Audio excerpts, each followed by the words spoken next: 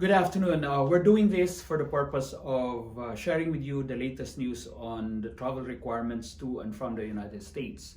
As of today, until August 21st, I believe non-essential travels from Canada and Mexico are not allowed until further notice. Going to Canada, I believe the Canadian border has been open already for US nationals, meaning green card holders or citizens going to Canada. Having said that, I just wanted to know that all these rules are very fluid because of what's going on.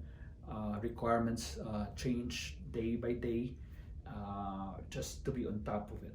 There are also travel restrictions and advisories against certain countries, even, for example, Europe, Spain, and to and from India, among others. I just want you to be aware of that. Now, also as a sidebar, just want to touch briefly, just to stress a point as to how fast things could change, not just as a matter of travel restriction, but also as a matter of legal precedents, principles in case law.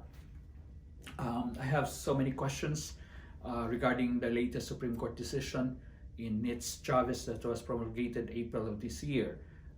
Just for a specific subject or point, this particular case law or decision of the Supreme Court pertains to the requisite 10-year residency requirement in connection with the cancellation of removal application before the immigration court.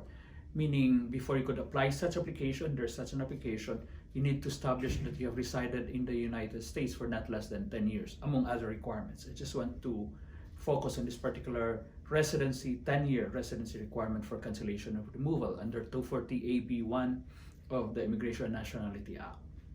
Anyhow, the 10-year requirement has changed so much in a very short period of time. Let me backtrack a little. There was a time in 2012, I have a case wherein there was a notice to appear. Supposedly the issuance of the notice to appear and proper service thereof cuts off or tolls the residency that you have for the purpose of complying with the 10-year residency requirement, meaning the notice to appear, which is a charging document, will legally, conceptually, by legal fiction, by operation of law, stops the counting of the 10-year continuous presence as required by law for this particular relief.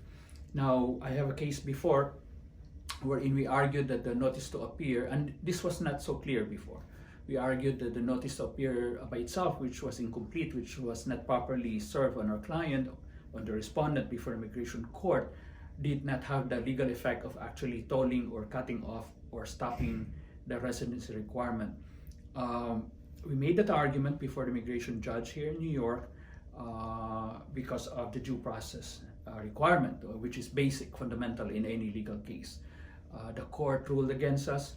Anyhow, when the case was pending, the Second Circuit ruled that the service of the incomplete notice to appear, which should include the name, the address, time of the hearing, duly notified to the respondent, should be complete on its face.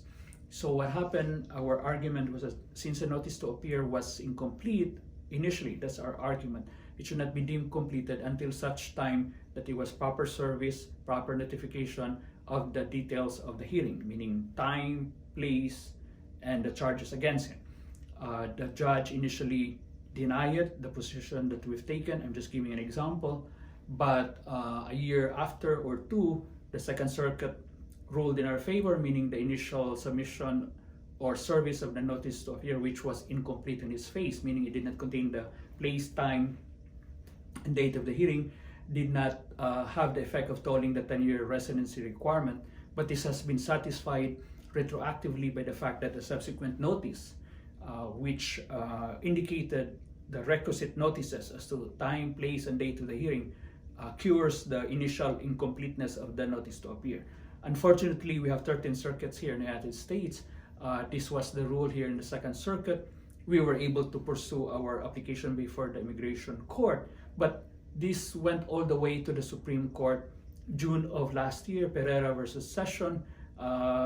Essentially, I'm not saying this was affirmed by the Supreme Court, the position that we've taken. I'm just saying we've been on the field for so long, we know what's going on and we know what's right. At the end of the day, the Supreme Court essentially upheld the arguments, I was not party to the case, but practitioners were very much aware of what the problem was, essentially uphold the position that we've taken, and the Second Circuit's decision stand as is. Now, this was barely a year ago, and barely a year after April of this year, in a similar case, Nitz Chavez, essentially dealing with the same issue, the Supreme Court's ruled explicitly this time that the incompleteness of the notice to appear, meaning the notice to appear, the charging document that did not include the time, place, and date of the hearing when it was served in the respondent, could not be cured at all by any subsequent notices that may be issued properly and timely served on the respondent. Meaning those people who were not served completely initially upon the original service are now allowed to count, in layman's terms, to continue on counting their presence in the United States. And therefore, a new notice to appear should be served, complete one, should be served on them. Now, there's an issue there. How about those people who were denied, who were deported, even simply because this kind of relief was not available to them because of the existing precedent at that time? There's a motion to reopen. Certain policies will be promulgated, and how it's going to be implemented is another matter that we might be taking on in a similar episode in the future. The point I'm making is everything is so fluid, things could change drastically, completely, that we have to be aware on this. I'm just addressing it to you so that you're aware whenever you go to a lawyer, whatever the lawyer told you, to be exact, 11 months ago, right? Before April is no longer true 11 months moving forward. So it's very important to be in touch with the lawyer. And same thing with the Child Status Protection Act. Briefly, I'm just saying that there was a ruling before by the USCIS Immigration saying that the Child Status Protection Act does not have a retroactive effect for those petitions that were filed before August of 2002. There was an argument that there should not be such a distinction. It went all the way to the board, and the board ruled that this was to be exact, in May of 2007, said that the CSPA, Child Status Protection Act, protection for those who age out, could be applied to those certain formula to be followed, could be applied for those petitions that were filed after 2002.